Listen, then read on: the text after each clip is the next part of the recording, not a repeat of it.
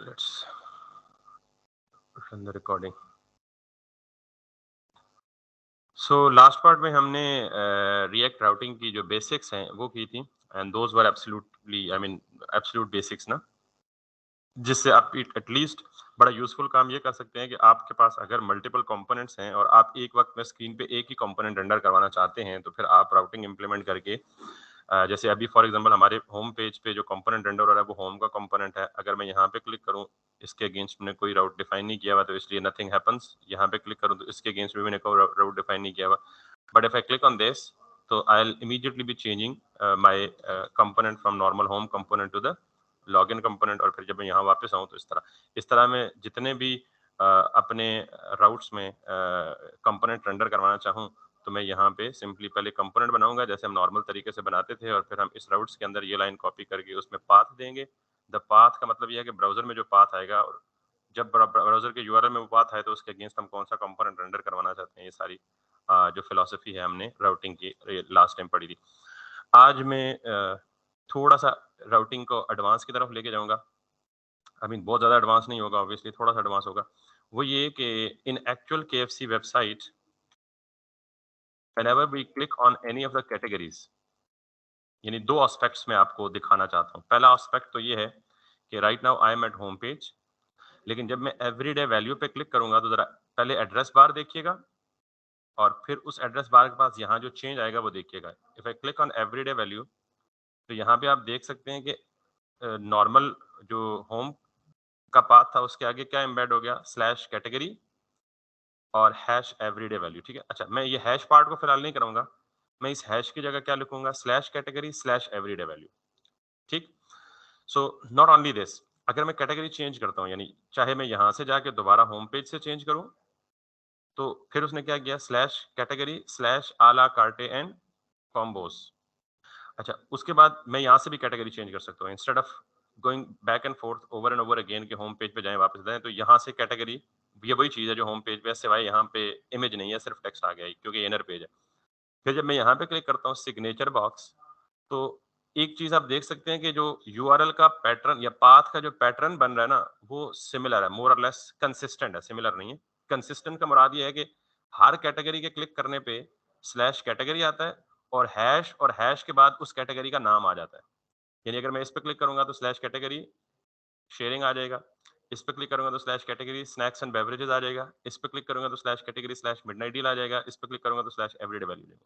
ये एक बिहेवियर आपने नोट किया। दो तीन चीजें जो मैं बता रहा हूँ वो नोट कीजिएगा because they are worth noting and important actually to be understanding the next concept. अब एक चीज आप देख रहे हैं कि स्लैश कैटेगरी सब कैटेगरीज के साथ आ रहा है, यानी ये वाला पार्ट पाथ का फिक्स है, ये चेंज नहीं हो रहा। और ये जो यहां से आगे है ये हैश है, मैं स्लैश यूज करूंगा फिलहाल। तो इससे जो अगला पार्ट है दिस इज डायनामिक पार्ट, यानी जब मैं किसी भी कैटेगरी के लिए क्लिक करता हूं तो पहला पार्ट फिक्स है, यानी स्टैटिक है, ये चेंज नहीं हो रहा फॉर ऑल दोस कैटेगरीज। ये जो नेक्स्ट पार्ट है that is dynamic and that changes it's text based on the category being selected by the user. एक बात तो ये नोट करने वाली होगी कि आधा पार्ट स्टैटिक है और आधा। दूसरी बात नोट करने वाली ये है कि अगर मैं इस पे क्लिक करता हूं तो जो कैटेगरी का टाइटल है एग्जैक्टली वही चीज यहां टेक्स्ट में आती है विद टू डिफरेंसेस। एक डिफरेंस ये है कि यूआरएल में आने वाले सारे कैरेक्टर लोअर केस में। अच्छा, कन्वेंशनली मैंने आपको पहले भी बताया हुआ कि आप फाइल नेम, फोल्डर नेम या कोई भी चीज कैपिटल नहीं रखेंगे। यहाँ हम ग्रामर को फॉलो नहीं कर रहे, यहाँ हम सर्च इंजन के ऑब्वियसली रूल्स के को ख्याल रखते हैं। तो ऑल द यानी ये जो ओरिजिनल टेक्स्ट यूजर को डिस्प्ले करने के लिए, क्योंकि यूजर ने पढ़ना है और यूजर नॉर्मली इंग्लिश समझता है, और उसको तो हम इस तरह की टेक्निकल चीजें नहीं बता सकते कि जी हैश दो बीच में ये करो या सारे लोअर केस लिखो ऐसा, तो उसने तो ग्रामर फॉलो करनी है। इसका मतलब ये है कि हर कैटेगरी का जो टेक्स्ट है, जो विजिबल टेक्स्ट है, जो यूजर ने देखना है वो कैपिटल है या वो नॉर्मल इंग्लिश के रूल्स के मुताबिक है।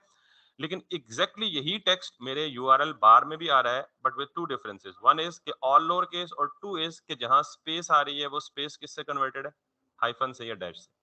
सिमिलरली यहाँ देखिएगा आला कार्ट, आई डोंट नो इसकी प्रोनाउंसिएशन क्या है, बट प्लीज फॉरगिव मी अगर मैं गलत करता हूँ। अगेन कैटेगरी, और यहाँ देखें आला ये सारे के सारे ये टाइटल केस कहते हैं इसको, कि हर वर्ड का अगर फर्स्ट लेटर कैपिटल हो उसमें क्या कहते हैं, आई थिंक टाइटल केस। ये टाइटल केस है क्योंकि यूजर रीड करेगा, लेकिन इसी टाइटल केस को उन्होंने नॉर्मल लोअर केस में कन्वर्ट किया हुआ है और सारी स्पेसेस को रिप्लेस किया हुआ है किसके साथ, with the hyphen. Similarly this one, similar this, अब वर्ड ये है तो स्पेस है ही नहीं तो हाइफन की जरूरत नहीं। Snacks and beverages and midnight Yeats.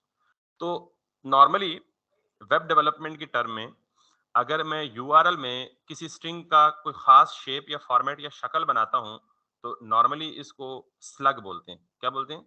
Slug बोलते हैं। अच्छा, आप मुझसे पूछेंगे या आपके जहन में सवाल पेश आ सकता है जी क्यों जरूरत पड़ी हमें, क्या उसके बगैर गुजारा नहीं था, क्या स्पेसेस देते तो ना चलता, चल जाता।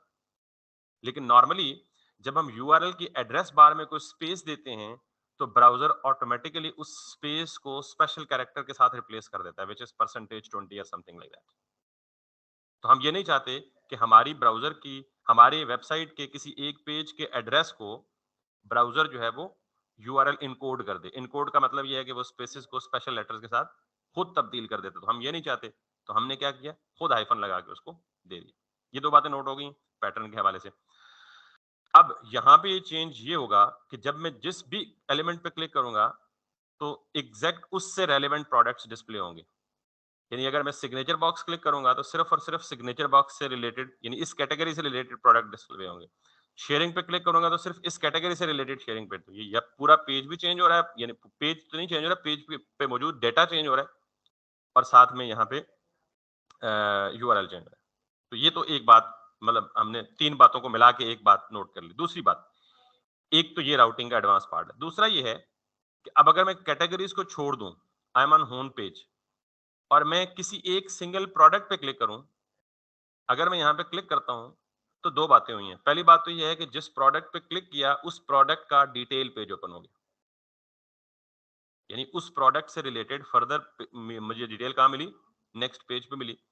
और आप यहां टॉप पे देखें जरा interesting part, slash product slash name of the product. That is again the similar thing, वही पैटर्न जो मैंने कैटेगरी में बताया था। अब ये देखिएगा मैं जिस प्रोडक्ट पे क्लिक करूंगा स्लैश प्रोडक्ट स्टैटिक होगा, the first part would remain fixed for all the products. मैं यहां पे क्लिक करता हूं इस प्रोडक्ट पे, स्लैश प्रोडक्ट स्लैश जिंगरेला। अगर मैं इस पे क्लिक करता हूं तो अच्छा, नॉर्मली जब कोई प्रोडक्ट अवेलेबल नहीं होता तो बटन डिसेबल हो गया और उसकी डिटेल पेज भी नहीं। इसका मतलब क्या है कि ये प्रोडक्ट या तो खत्म हो गया, स्टॉक खत्म हो गया, या वो मजीद इसे offer. So let's click on this, slash product slash crunch chicken combo.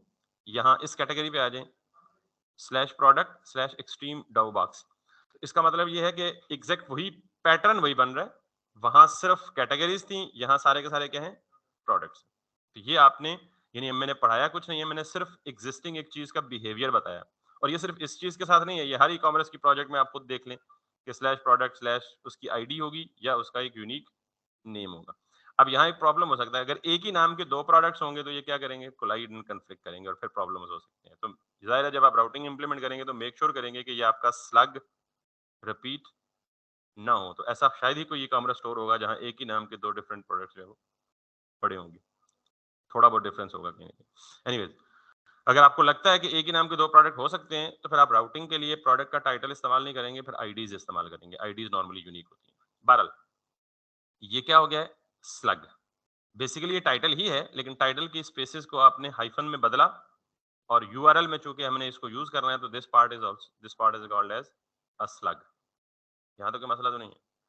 अब एक एक चीज है, पहली चीज तो ये है कि हमने भी राउटिंग करनी है और हमने जब राउटिंग करनी है तो हमने डेटा, ऑब्वियसली डेटा यूज करना है क्योंकि प्रोडक्ट्स पर क्लिक होगा तो हर एक प्रोडक्ट की कैटेगरीज हमने ऑलरेडी रखी हुई है। अच्छा, पहली बात तो ये है कि हमने ये कैटेगरी स्टोर की हुई है यहाँ पे, लेकिन हमने कैटेगरीज अलग स्टोर की हुई हैं और प्रोडक्ट्स अलग स्टोर की हुई है। And the good thing is कि हर प्रोडक्ट में हमने कैटेगरी बताई हुई है कि ये प्रोडक्ट किस कैटेगरी से बिलोंग कर रहा है, ये प्रोडक्ट किस कैटेगरी से बिलोंग कर रहा है, ये प्रोडक्ट किस कैटेगरी से बिलोंग कर रहा है। ठीक, अब हम एक बिहेवियर देख के आए हैं कि जिस हर प्रोडक्ट क्योंकि किसी ना किसी कैटेगरी से बिलोंग करेगा, कोई भी कैटेगरी लेस प्रोडक्ट नहीं हो सकता ई कॉमर्स में, इस सिनेरियो के मुताबिक जैसे हमने कहा है। नॉर्मली असल ई कॉमर्स में ये होता है कि जिस भी प्रोडक्ट की कोई कैटेगरी ना हो तो उसको कहाँ कंसिडर किया जाता है, जनरल कैटेगरी। यानी एक ग्लोबल कैटेगरी बना दी जाती है जिसको हम क्या कहते हैं, जनरल। तो अगर किसी प्रोडक्ट की कोई कैटेगरी ना हो तो हम क्या करते हैं, उसको जनरल कैटेगरी में डाल देते हैं। तो अभी मैं जनरल का कॉन्सेप्ट नहीं यहाँ पे कर रहा क्योंकि वी आर सपोजिंग कि everything that is present in our e commerce store would be belonging to a specific category और हर प्रोडक्ट की कैटेगरी। अब चूंकि मैंने कहा कि जो कैटेगरी होती है एग्जैक्टली वही चीज क्या होता है, स्लग होता है। लेकिन फर्क क्या होता है स्लग में और कैटेगरी में, कि आप एवरी डे वैल्यू, ठीक। अच्छा, एक हल तो ये है कि आप हर प्रोडक्ट में स्लग खुद मैन्युअली लिख दें। अच्छा, अब नॉर्मली डाटा एंट्री ऑपरेटर भी इतने टेक्निकल नहीं होते। हो सकता है कि वो स्लग लिखते वक्त कोई स्पेलिंग मिस्टेक कर दें, कोई स्पेस या हाइफन की जगह मसला कर दें, तो फिर तो गया ना सारा यूआरएल पैटर्न ही भाड़ में चला गया, खराब हो गया। तो उस केस में हम स्लग को यहाँ पे मैन्युअली नहीं लिखते।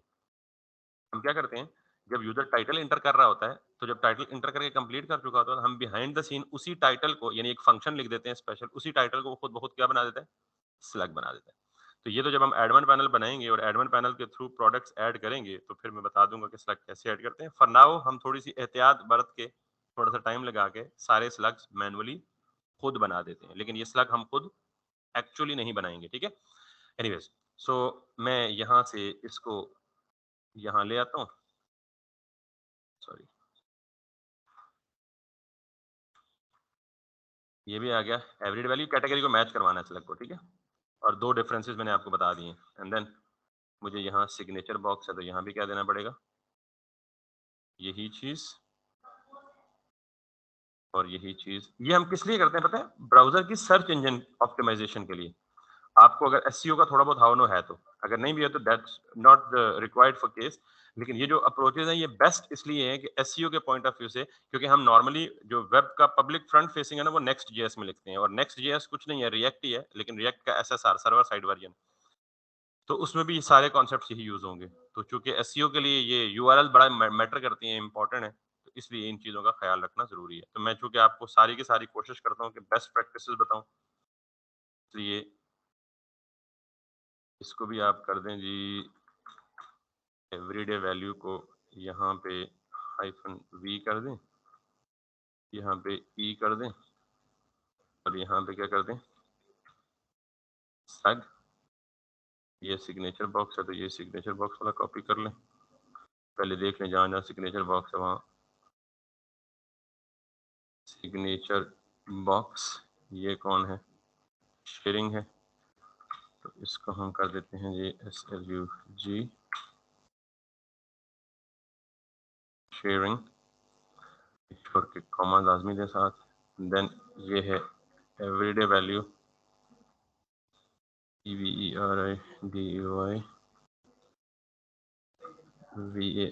VALUE, एंड देन यहाँ है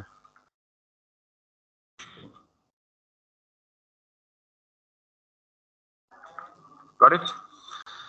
ये मैं शुरू में डाटा सारा प्रिपेयर इसलिए नहीं करवाया था कि मैं जब जब साथ साथ सिनेरियोज बताऊंगा तब तक हम इसमें चेंजेस करते रहेंगे। तो अब हमारे पास सारी की सारी कैटेगरीज भी हैं, और उन कैटेगरीज की बेस पे जो हमारे स्लग्स हैं वो भी वहाँ पे डिस्प्ले हो चुके हैं।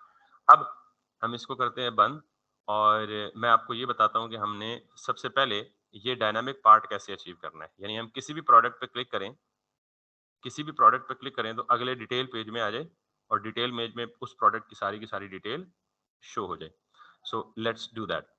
इसके लिए आपको अगेन दोबारा ये पार्ट देखें टॉप पे। सबसे पहले हमें क्या अचीव करना है कि मैं किसी भी प्रोडक्ट पे क्लिक करूं तो मुझे ये पाथ ब्राउजर के यूआरएल में चला जाए, ठीक है। और उस पाथ में क्या मेक श्योर करना है कि पहला पार्ट स्टैटिक है और अगला पार्ट क्या है, डायनामिक है। So let's see it. सबसे पहली बात तो ये देखें कि जब भी मैं किसी आइटम पे क्लिक करता हूं तो मैं किधर चला जाता हूं, डिटेल पेज पे। और जितने डिटेल पेज भी देखेंगे इन सब का डिजाइन सिमिलर है। मिसाल के तौर पे अगर आप इस पे आए, इसका डिजाइन सिर्फ डाटा डायनामिकली चेंज हो रहा है। आप इस प्रोडक्ट पे आए तो इसका डिजाइन, आप किसी और कैटेगरी के चले जाएं, इस प्रोडक्ट पे आए तो डिजाइन। इसका मतलब है कि हमें एक पहले डिटेल पेज बनाना होगा, वो डिटेल पेज एक ही रहेगा, उसके ऊपर डाटा जो है वो डायनामिकली चेंज हो के आएगा। तो let's see, let's move and create another page which is called as the detail page, ठीक है। detail dot jsx, और इसको मैं RFCE करता हूँ, और डिटेल डिटेल ही लिखा जा देता हूँ। और ऑब्वियसली मुझे डिटेल का पेज नॉर्मली तो ओपन नहीं करना, कब ओपन करना है? जब किसी प्रोडक्ट पे क्लिक हो। तो पहला काम तो ये हो गया। दूसरा काम ये है कि मुझे इसको राउटिंग के अंदर लाना है, ठीक है? सो राउटिंग के अंदर लाने के लिए क्या करूँगा? यहाँ पे जाके इस वाली लाइन को अनकमेंट कर देता हूँ और मैं यहाँ पे लिखता हूँ /PRODUCT। पहला पार्ट तो डायनामिक था ना, हर केस में क्या आएगा? प्रोडक्ट्स। तो पहले इसको देख लेते हैं। प्रोडक्ट जब भी क्लिक हो तो कौन सा कंपोनेंट हो? डिटेल का। अब नॉर्मली अगर मैं यहाँ पे वापस आऊँ और यहाँ पे स्लैश लिखूँ तो कौन सा पेज आना चाहिए? डिटेल का पेज आना चाहिए। इसके ऊपर हेडर भी तो होना चाहिए ना। हेडर तो सेम है सबका। तो मैं डिटेल पेज के ऊपर आके यहाँ पे क्या कर दूं? पहले यस, हेडर इंपोर्ट करके उसी को रीयूज कर लो।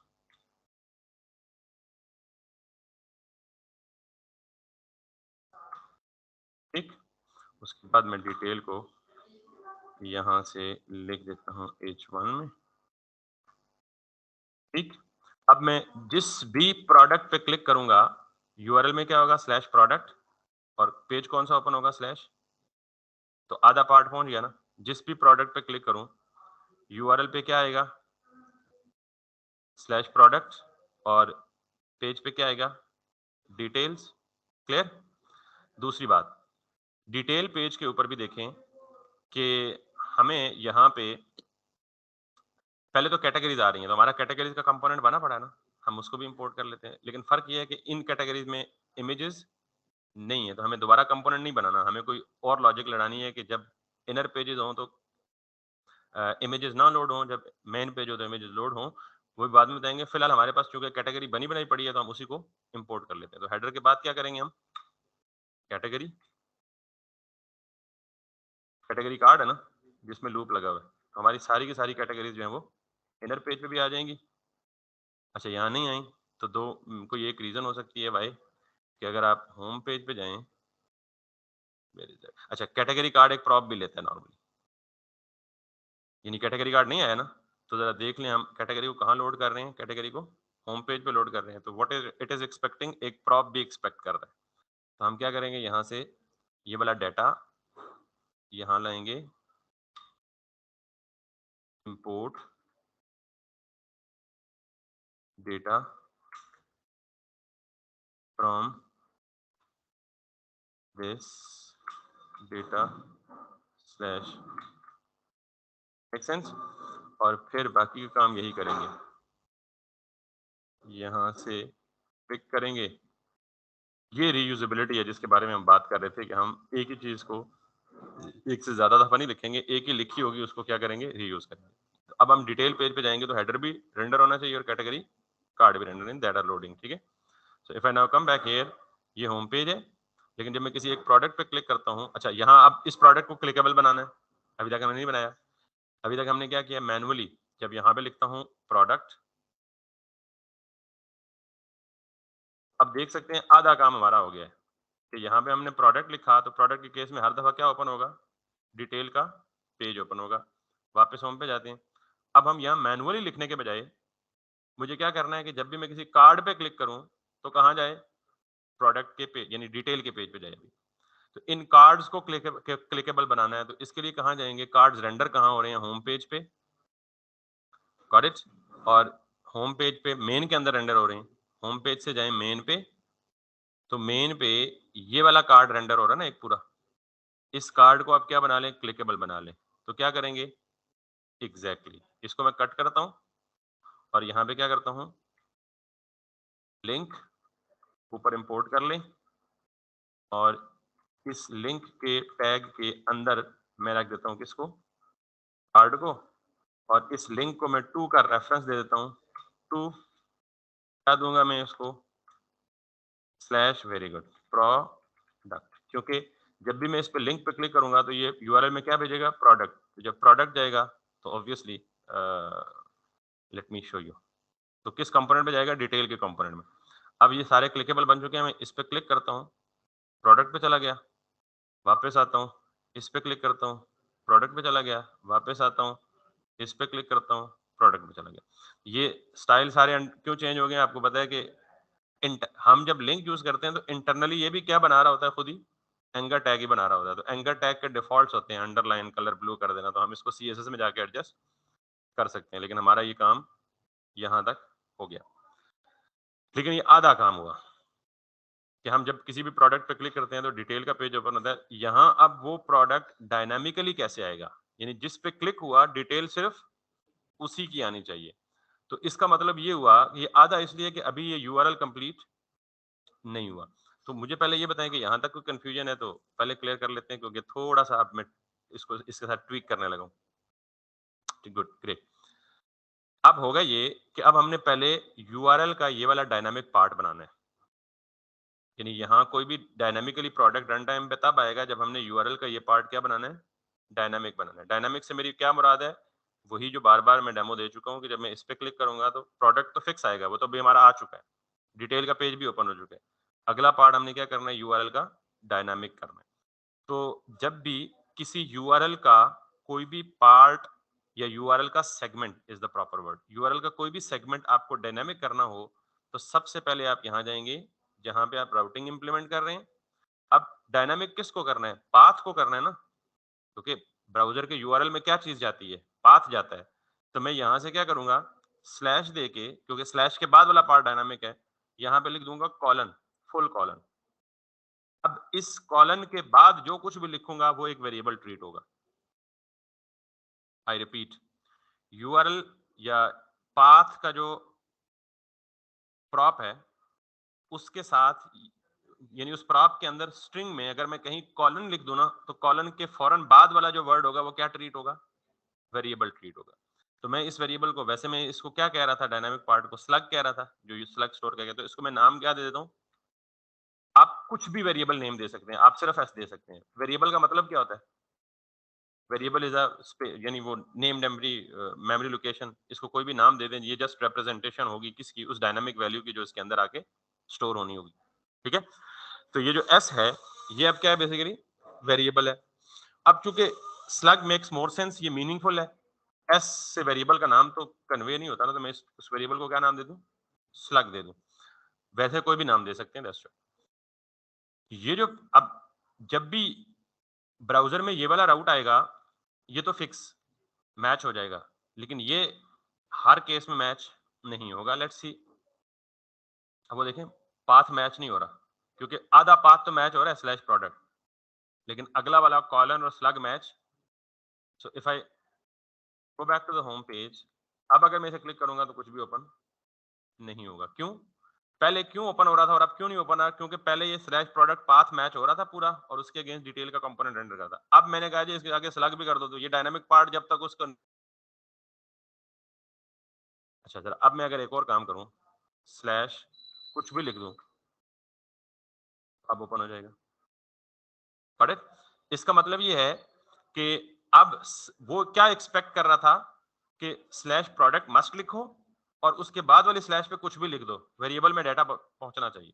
तो मैंने ये लिख दिया, वो आ गया। क्लियर। अच्छा, अब इसका मतलब ये है कि ये मैं मैनुअली नहीं लिखूंगा, बल्कि मुझे क्या करना है, जब इस आइटम पे क्लिक हो तो सिर्फ स्लैश प्रोडक्ट ना हो, स्लैश डायनामिक स्लग जाए। अब हर प्रोडक्ट के अंदर स्लग मौजूद है, अभी डाटा में मैं डाल के आया हूं ना, तो मैं इस पूरे पाथ को ये लिखने के बजाय यहां लिखूंगा और बैकटिक लिखूंगा, स्लैश डक्ट स्लैश, आपको पता है ना स्ट्रिंग लिटरल में डायनामिक वैल्यू कैसे लिखते हैं, स्ट्रिंग लिटरल का पता क्या होता है, ओके। नॉर्मली जावास्क्रिप्ट में जब हम ये लिखते हैं ना, let a equals to I love Pakistan, ठीक है, या सपोज मैं आई के बजाय नेम लिख देता हूँ, यासिर लव्स पाकिस्तान। तो जावास्क्रिप्ट में स्ट्रिंग को हम कहाँ लिखते हैं, डबल कोट्स में। अच्छा, अगर मैं ये लिखूं तो ये भी वैलिड होगा, स्ट्रिंग को सिंगल कोट से भी रिप्रेजेंट कर सकते हैं, ठीक। मॉडर्न जावास्क्रिप्ट में, अच्छा, अब अगर मैं यासर के बजाय यहाँ कोई डायनामिक नाम लिखूं, यानी फॉर एग्जांपल मैं कह देता हूँ जी let name equals to Yasir, और फिर मैं यहाँ पे ये लिखने के बजाय ये लिखूं नेम प्लस, क्या होगा, आउटपुट क्या आएगा अगर मैं कंसोल लॉग ए करूं तो? एग्जैक्टली आपको ये तो पता है ना कि प्लस में हम स्ट्रिंग को कॉन्कैटिनेट करते हैं, इसमें क्या है यासिर, ये क्या है लव्स पाकिस्तान, तो ये दो स्ट्रिंग्स जब ऐड होती हैं तो दोनों क्या हो जाती हैं, कॉन्कैटिनेट हो जाती हैं, तो मेरे पास आउटपुट क्या आएगा, यासिर लव्स पाकिस्तान। ठीक, अब ये काम भी हम कर सकते हैं, लेकिन जावास्क्रिप्ट ने एक फीचर दिया है कि instead of writing this line, modern JavaScript ये कहता है कि हमारे पास एक स्ट्रिंग लिटरल का कॉन्सेप्ट है, ए इक्वल्स टू स्ट्रिंग लिटरल को आप, यानी स्ट्रिंग को आप बैकटिक्स में भी लिख सकते हो, ये बैकटिक कीबोर्ड पे टैब के ऊपर होती है। इसका फायदा क्या है, बहुत सारे फायदे हैं, यहाँ एक छोटा सा फायदा जो मैं यूज कर रहा हूँ वो बताऊंगा, कि आप यहाँ पे कोई भी डायनामिक पार्ट हो तो उसको आप यूं लिख सकते हैं, $साइन और करली ब्रैकेट्स, इसमें मैं क्या लिखूंगा, नेम, क्यों क्या डिस्प्ले करेगा, यासिर, और अब प्लस प्लस यूज करने की जरूरत नहीं पड़ती। करेक्ट, तो आप स्ट्रिंग लिटरल के अंदर वेरिएबल या एनी डायनामिक वैल्यू को प्रिंट कर सकते हैं, तो इसका आउटपुट भी यही आएगा, यासिर लव्स पाकिस्तान। तो ये जो बैकटिक्स हैं इन्हें हम क्या बोलते हैं, स्ट्रिंग लिटरल। क्लियर होगी बात? Okay, so now I am back, इसको मैं कमेंट कर देता हूँ, और यहाँ मैं यही कर रहा हूँ, मैंने स्ट्रिंग में पहले स्ट्रिंग किस में लिखी थी, डबल या सिंगल कोड में, अब मुझे बीच में चूंकि डायनामिक वैल्यू एम्बेड करानी थी तो मैंने उसको किस में एनक्लोज कर दिया, बैकटिक में एनक्लोज कर दिया। ठीक, अब स्लैश प्रोडक्ट तो फिक्स रहेगा, स्लैश प्रोडक्ट के बाद स्लैश भी फिक्स रहेगी, यहाँ क्या आएगा, स्लग डायनामिक वैल्यू, तो जैसे मैं कर रहा हूँ ना प्रोडक्ट डॉट आईडी, वैसे यहाँ क्या अवेलेबल है, प्रोडक्ट डॉट स्लग।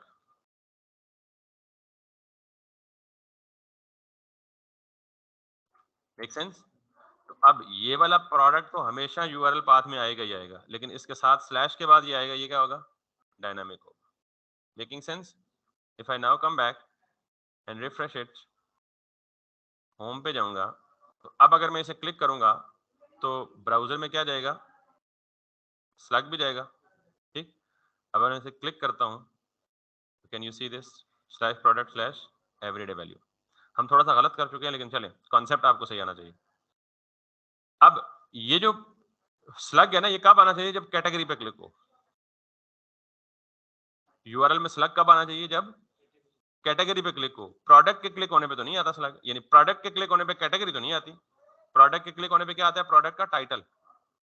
ये देखिएगा, जब मैं प्रोडक्ट के क्लिक करूंगा तो इसका टाइटल क्या है, तो यूआरएल में देखिएगा स्लैश प्रोडक्ट स्लैश क्या आ रहा है, अगर मैं यहाँ आऊंगा इस पे क्लिक करूंगा तो इसका टाइटल क्या है, क्रंच चिकन कम्बो, तो यहाँ क्या है, स्लैश प्रोडक्ट स्लैश, समझ आई बात? तो मतलब यहाँ मैं थोड़ी सी गड़बड़ कर चुका हूँ कि मैंने प्रोडक्ट का टाइटल डिस्प्ले कराना है यूआरएल के अंदर, ना कि स्लग डिस्प्ले कराना है। अब मसला वहीं आगे फंस गया। दो तरीके हैं, एक तरीका तो ये है कि मैं हर प्रोडक्ट का टाइटल का स्लग बना दूं, ये स्लग, सॉरी, ये स्लग तो क्या है, कैटेगरीज के लिए ना, तो मुझे क्या बनाना पड़ेगा, टाइटल का स्लग भी बनाना पड़ेगा। अब ये तो मुसीबत है, आज मेरे पास 10 प्रोडक्ट हैं, कर 10 हो जाएंगे, कौन इतना वेल है कि हर प्रोडक्ट का स्लग भी बनाता फिर, इन्हें वेला तो कोई नहीं होगा ना। तो हम क्या करेंगे, मैं जरा एक डायनामिक बड़ी जबरदस्त अप्रोच बताने लगा हूं आपको। मैं चाहूंगा कि जो भी किसी भी प्रोडक्ट का टाइटल है, एक छोटा सा फंक्शन लिखो, उस फंक्शन का काम क्या हो कि प्रोडक्ट के टाइटल को पिक करे और ऑटोमेटिकली क्या बना दे, और स्लग कैसे बनाएगा, सारों को लोअर केस में कन्वर्ट करके। Exactly exactly. समझ आई बात? सो लेट्स सी, मैं यहाँ गूगल पे लिखता हूँ,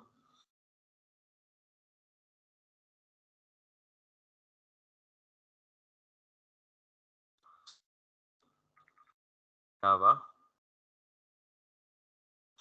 मैं एक्सपेक्ट कर रहा हूँ कि मुझे कोई बना बनाया फंक्शन मिल जाए, मेरा ज्यादा टाइम इस पे ना लगे। ठीक है, so what I am doing is I am just going over it, और यहाँ पे आई एम एक्सपेक्टिंग दिस, ये देख रहे हैं, ये इसने कोई रिजेक्स पैटर्न लगाया, जो कुछ भी लगाया, लेकिन मैं एक फंक्शन है जो क्या करता है, कन्वर्ट टू स्लग, ये क्या लेता है, एक पैरामीटर लेता है, ये एक आर्गुमेंट रिसीव करता है और रिटर्न क्या करता है, स्लग बना के उसका रिटर्न करता है। अच्छा, मुझे नहीं पता ये फंक्शन सही काम कर रहा है या नहीं कर रहा, मैंने वैसे रैंडमली आपके सामने क्यूरी की तो उसने मुझे पहला फंक्शन यही दिया, so let's try it works और नॉट। ठीक, क्योंकि इसको 471 वोट मिले हैं तो इसका मतलब ये है कि ये ग्रीन टिक भी है, तो ये सबसे वैलिड सॉल्यूशन है। तो मैं इस पूरे फंक्शन को यहाँ से कॉपी करता हूँ और इस फंक्शन को मुझे कहाँ स्लग बनाना है, यहाँ पे ना। तो मैं इससे पहले ऑब्वियसली जब मुझे फंक्शन लिखना होता है ना, तो मैं रिटर्न के अंदर जीएसएक्स के अंदर फंक्शन नहीं लिख सकता। कहाँ लिखता हूँ, रिटर्न से पहले, ये तो आपको पता है, कोई भी लॉजिक लिखनी है सिर्फ फंक्शन में। फिर मैं इसको सिंगल लाइनर बना देता हूँ ताकि ये स्पेसेस वगैरह और ये जो आपको बीच में इसके कीड़े मकोड़े समझ नहीं आ रही ना, इसको रेजेक्स बोलते हैं, रेजेक्स पैटर्न है ये, आपको समझने की फिलहाल जरूरत भी नहीं है।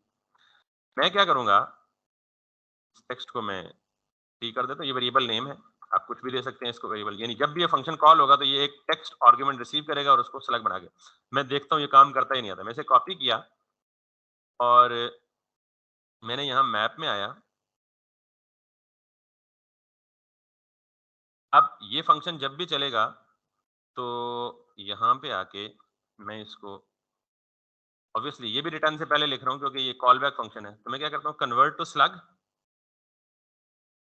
इस फंक्शन को, ये फंक्शन क्या एक्सपेक्ट कर रहा है, एक आर्गुमेंट टेक्स्ट टाइप का, मैं इसको क्या आर्गुमेंट दूंगा, यही वाला प्रोडक्ट डॉट टाइटल, क्योंकि मुझे स्लग किसका बनाना है, टाइटल का, प्रोडक्ट डॉट।